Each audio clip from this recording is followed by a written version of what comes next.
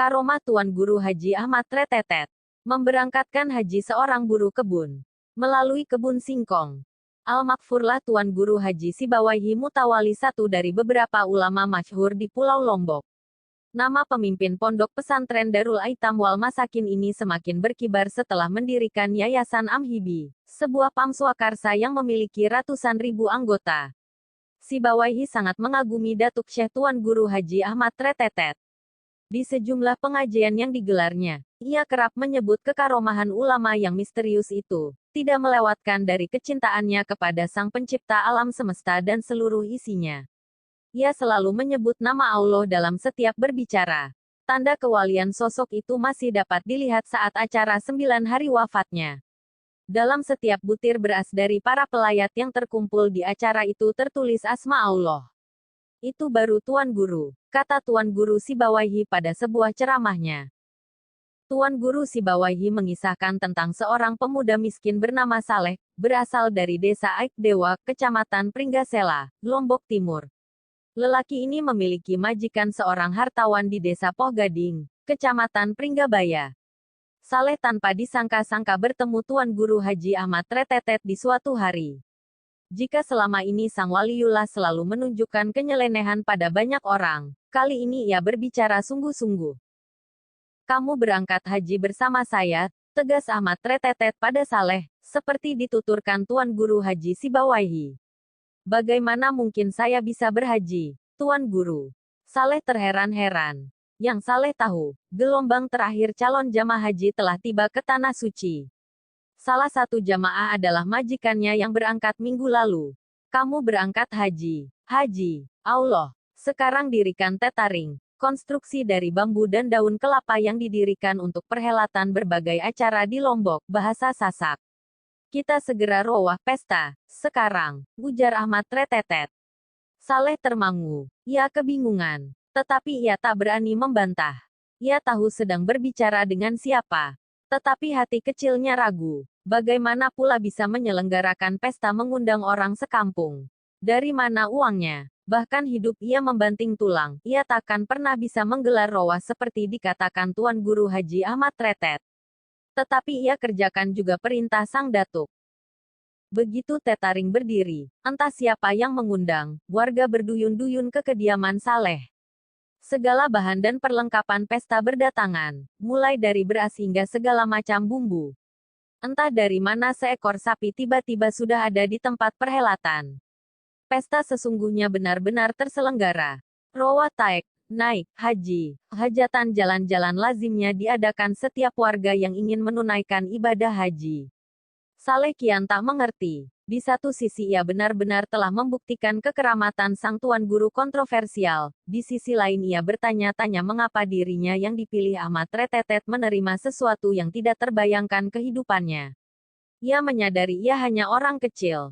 Syukur-syukur ia bisa mendapatkan nafkah dari upah menunggu kebun, penopang hidupnya yang sebatang kara. Sehari setelah pesta digelar, Tuan Guru Haji Ahmad Tretetet muncul lagi. Ia benar-benar memenuhi janjinya. Saleh melambai mengikutinya di belakang. Ahmad Tretetet mengajaknya ke sebidang tanah yang ditamani pohon singkong.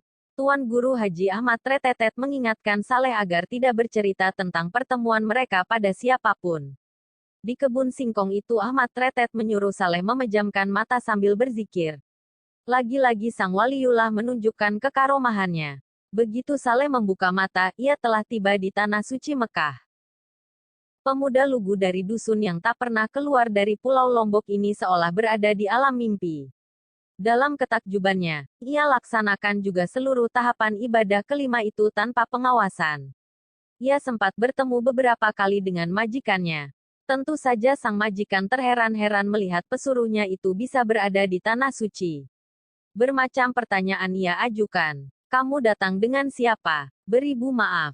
Saya dilarang bercerita. Jawaban Saleh membuat majikannya semakin penasaran. Seusai menunaikan ibadah haji, Saleh pulang melalui Madinah. Ia tiba di Lombok mendahului kontingen jemaah lainnya beberapa hari sebelumnya.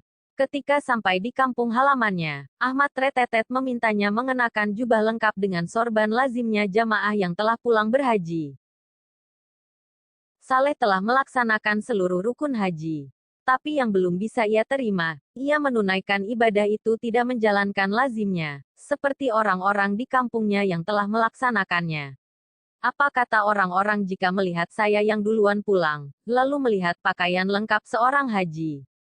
Saleh bertanya dalam hati. Tetapi di hadapannya Ahmad Tretetet menyerahkan jubah dan sorban. Ia diminta untuk memakainya. Saleh tidak bisa menolak. Dengan menahan malu ia kenakan pakaian juga mempersembahkan Ahmad Tretetet.